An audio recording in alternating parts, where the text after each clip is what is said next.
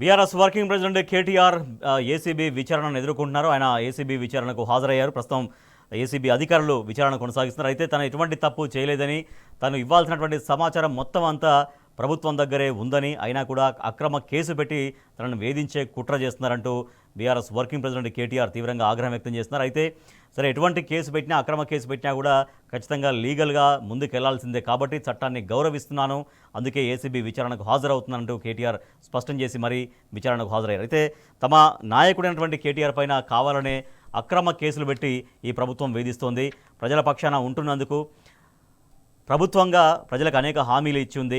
ఆ హామీల అమలు కోసం ప్రభుత్వ వైఫల్యాల్ని ప్రజల పక్షాన అడుగుతున్నందుకు కేటీఆర్ని టార్గెట్ చేసి కేవలం కక్షాపూరిత రాజకీయాలు మాత్రమే ఇక్కడ కాంగ్రెస్ ప్రభుత్వం చేస్తుందంటూ బీఆర్ఎస్ పార్టీ శ్రేణులందరూ కూడా తీవ్రంగా ఆగ్రహం వ్యక్తం చేస్తున్నాయి. తెలంగాణ భవన్ నుంచి మా ప్రతినిధి మహేష్ మరింత సమాచారం అందిస్తారు. పార్టీ నాయకులున్నారు మహేష్ తోటి. మహేష్, పార్టీ నాయకులు ఏమంటున్నారు? కేటీఆర్ను కక్ష సాధింపు చర్యల్లో భాగంగా ఇట్లా రాజకీయాలకు పాల్పడుతున్నారని చెబుతూనే విచారణకు హాజరు కావడం, తర్వాత జరగబోతున్నటువంటి పరిణామాల గురించి కూడా ఏం చెప్తున్నారు బీఆర్ఎస్ పార్టీ ముఖ్య నాయకులు? రాజేష్, కాసేపటికి తమే BRS working president KTR ACB విచారణకు హాజరయ్యారు. ఎలాంటి తప్పు చేయలేదు, న్యాయ వ్యవస్థల మీద, చట్టాల మీద మాకు సంపూర్ణమైన నమ్మకం ఉంది, ఇందులో అరపైసా కూడా అవినీతి జరగలేదు, ఏసీబీ విచారణకు పూర్తిగా సహకరిస్తానని కేటీఆర్ చెప్పారు. కేటీఆర్ విచారణకు హాజరయ్యారు. విచారణ కొనసాగుతుంది. దీనిపై అక్రమ కేసు పెట్టారు కాంగ్రెస్ ప్రభుత్వం. ఏడాది కాలంగా బీఆర్ఎస్ వర్కింగ్ ప్రెసిడెంట్ కాంగ్రెస్ ఇచ్చిన ఎన్నికల హామీలు కావచ్చు, 6 గ్యారెంటీలపై ప్రశ్నిస్తున్నందుకే ఇలాంటి అక్రమ కేసులు అంటూ కూడా బీఆర్ఎస్ నేతలు మండిపడుతున్నారు. ప్రస్తుతం మనతో పాటు బీఆర్ఎస్ నేత రాకేష్ రెడ్డి ఉన్నారు. వారిని అడుగుదాం. అలా చెప్పండి, ఈ కేసును ఎట్లా చూస్తారు? ఈ ప్రభుత్వం చేస్తున్న చర్యలను ఎట్లా తిప్పుకోవచ్చు? ఈ రాష్ట్రంలో గ్రామాన ఈరోజు రైతు బంధు రాక, రుణమాఫీ కాక, పంటలకు సరైనటువంటి ధరలు రాక ఇబ్బంది పడుతూ ఉన్నారు. గురుకులాల్లో ఉండాల్సినటువంటి విద్యార్థులు ఈరోజు ఆసుపత్రుల పాలవుతూ ఉన్నారు. యూనివర్సిటీలో ఉండాల్సినటువంటి నిరుద్యోగులు, విద్యార్థులు ఈరోజు రోడ్డెక్కి ధర్నాలు, రాస్తారోకోలు చేస్తున్నారు. అదేవిధంగా చిరు ఉద్యోగులు ఈరోజు సర్వశిక్ష అభియాన్ వాళ్ళు కానీ, లేకపోతే ఆశా వర్కర్లు కానీ, అంగన్వాడీ వర్కర్లు కానీ ఈరోజు వాళ్ళ సమస్యల గురించి పోరాటం చేస్తూ ఉన్నారు. కాంట్రాక్ట్ అవుట్సోర్సింగ్ ఎంప్లాయీస్ ఈరోజు మాకు ఇచ్చినటువంటి హామీలను నెరవేర్చండి, మమ్మల్ని రెగ్యులరైజ్ చేయండి అని చెప్పేసి రోడ్ ఎక్కుతున్నారు. కానీ ప్రజాప్రభుత్వం అని చెప్పుకుంటున్నటువంటి రేవంత్ రెడ్డి గారి ప్రభుత్వము ఈరోజు ప్రజా సమస్యలను పరిష్కరించాల్సింది పోయి, ప్రజలు పడుతున్నటువంటి ఇబ్బందుల మీద దృష్టి పెట్టాల్సింది పోయి, ఈరోజు తమ వైఫల్యాల నుండి ప్రజల దృష్టిని మళ్లించడానికే ఈరోజు కేటీఆర్ గారుగా కేసు పెట్టడం జరిగింది. ఈ కాంగ్రెస్ ప్రభుత్వం చేస్తున్నటువంటి 1,00,000 కోట్ల దోపిడీకి అడుగడుగునా కేటీఆర్ గారు అడ్డం పడుతున్నారు. కాబట్టి ఏ రకంగానైనా వారిని అడ్డం తొలగించాలి అనేటువంటి కుట్రలో భాగంగానే ఈరోజు ఏసీబీ కేసు పెట్టడం జరిగింది. ఈ రాష్ట్రంలో ఎవరికి ఏ ఆపద వచ్చినా కూడా, అది హైడ్రా కానీ, మూసీ కానీ, లఘుచర్ల కానీ, గ్రూప్ 1 కానీ, 4 కానీ, జియో 29 కానీ, జియో 46 కానీ, గురుకులాల విషయంలో కానీ ఈరోజు కేటీఆర్ గారు ప్రశ్నించే గొంతుగా వాళ్ళకు ఆపదలో అండగా నిలబడ్డాడు, వాళ్ళకు ఆపద బాంధవుడిగా మారిండు. కాబట్టి ఎట్టి పరిస్థితుల్లో ఆ ప్రశ్నించే గొంతు నలమాలని, ప్రశ్నించే గొంతుకు కళ్ళెం వేయాలని ఈరోజు కేటీఆర్ గారిని అరెస్ట్ చేసేటువంటి కుట్ర చేస్తూ ఉన్నారు. దాంట్లో భాగంగానే ఏసీబీ కార్యాలయానికి వారిని పిలవడం జరిగింది. కానీ నిజాయితీకి ధైర్యం ఎక్కువ ఉంటుంది కాబట్టి ధైర్యంగా నేను విచారణ ఎదుర్కొంటా అని చెప్పేసి వారు స్వయంగా ఈరోజు ఉదయం మరి విచారణకు పోవడం జరిగింది. రూపాయి అవినీతి జరగలేదని వారు చెప్తా ఉన్నారు. కానీ వారిని ఏదో రకంగా బదనాం చేయాలా అనేటువంటి కుట్రతోని కేసు పెట్టిండు. నిజంగా ఈ దేశంలో కరప్షన్కి care of address Congress party. ఈ దేశ మూలాలను కొల్లగొట్టింది కాంగ్రెస్ పార్టీ, వ్యవసాయాన్ని కుంటుపరిచింది కాంగ్రెస్ పార్టీ. ఈ దేశము ప్రపంచ దేశాలతో పోటీ పడకుండా చేసింది కాంగ్రెస్ పార్టీ. నిజంగా ఎవరి మీద కేసు పెట్టాలా, ఎవరినన్నా జైలు పంపాలంటే అది కాంగ్రెస్ పార్టీని పంపాలా. ఈరోజు బెయిల్ మీద రాహుల్ గాంధీ దేశమంతా తిరుగుతున్నాడు, బెయిల్ మీద సోనియా గాంధీ గారు తిరుగుతున్నారు. వాళ్ళని జైల్లో పెట్టకుండా ఈరోజు ఏదో కేటీఆర్ గారిని జైల్లో పెట్టాలనేటువంటి కుట్ర చేస్తూ ఉన్నారు. అసలు వారు చేసిన తప్పేంది? హైదరాబాద్ బ్రాండ్ ఇమేజ్ని పెంచడానికి, తెలంగాణ బ్రాండ్ ఇమేజ్ పెంచడానికి ప్రపంచ నగరాలతోని పోటీపడి, లండన్, న్యూయార్క్, మాస్కో, సియోల్ లాంటి నగరాలతోని పోటీపడి వాటిని తలదన్ని ఈ ఫార్ములా ఈ రేస్ని ఇక్కడ తీసుకొచ్చి అద్భుతంగా నిర్వహణ చేసి తద్వారా 700 కోట్ల రూపాయల పెట్టుబడులను ఆకర్షించి ప్రజలకు మేలు చేకూర్చే బ్రాండ్ తెలంగాణ ఇమేజ్ని పెంచితే ఈరోజు వారిని అరెస్ట్ చేస్తారా? ఇంత దుర్మార్గమా? కానీ ఈ దేశంలో చట్టాలు ఉన్నాయి, ఈ దేశంలో న్యాయం ఉంది, ఈ దేశంలో కోర్టులు ఉన్నాయి, ప్రజాస్వామ్యం ఉంది.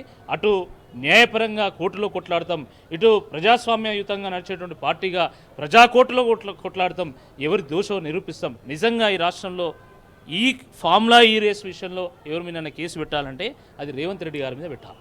ఎందుకంటే ఎంతో కాంపిటీషన్ తట్టుకొని కేటీఆర్ గారు ఫార్ములా ఈ రేసుని తీసుకొచ్చి 700 కోట్ల రూపాయల లబ్ధిని హైదరాబాద్ చేకూరిస్తే దానికి అడ్డం పడ్డటువంటి రేవంత్ రెడ్డి గారి మీద కేసు పెట్టాలా.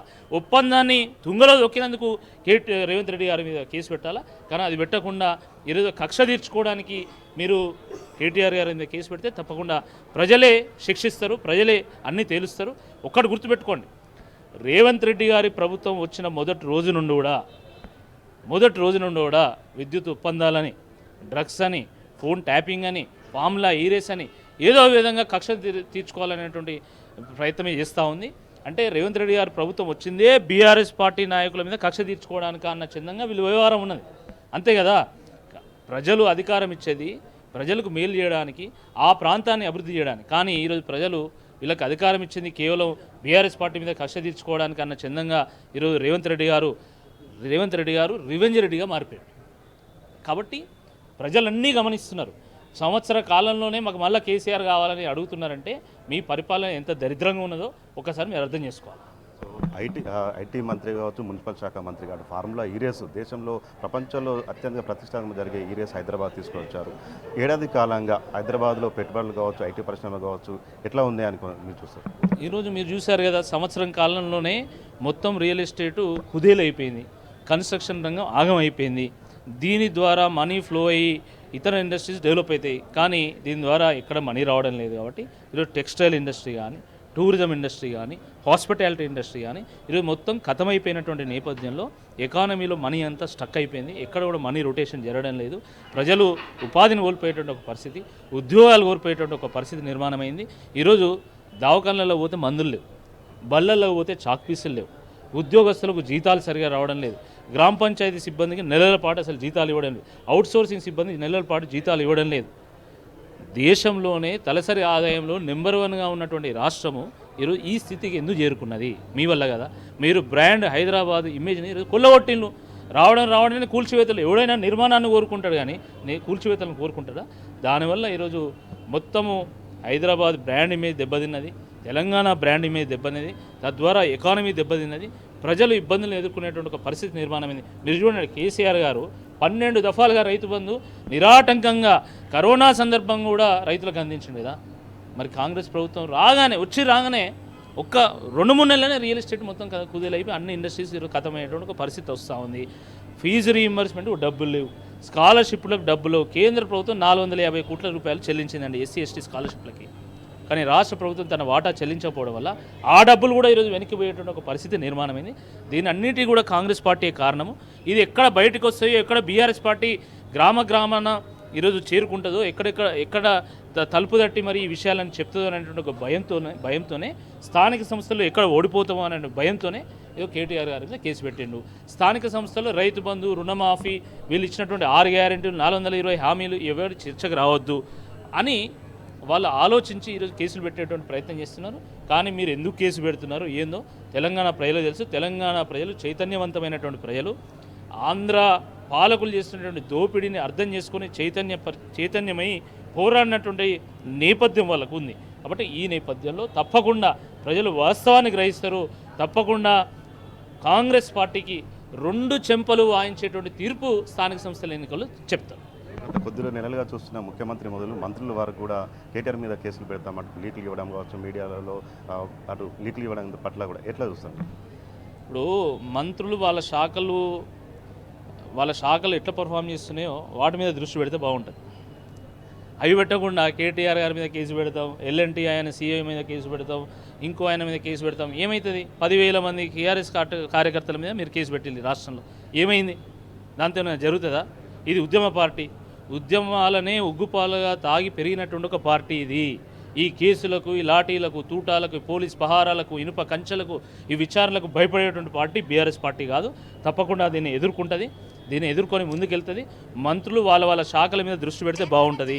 మీరు ఆలోచించండి, ఈరోజు 1000 మంది గురుకుల విద్యార్థులు ఆసుపత్రుల పాలైతే మీ సమాధానం ఏందని అడుగుతున్నా.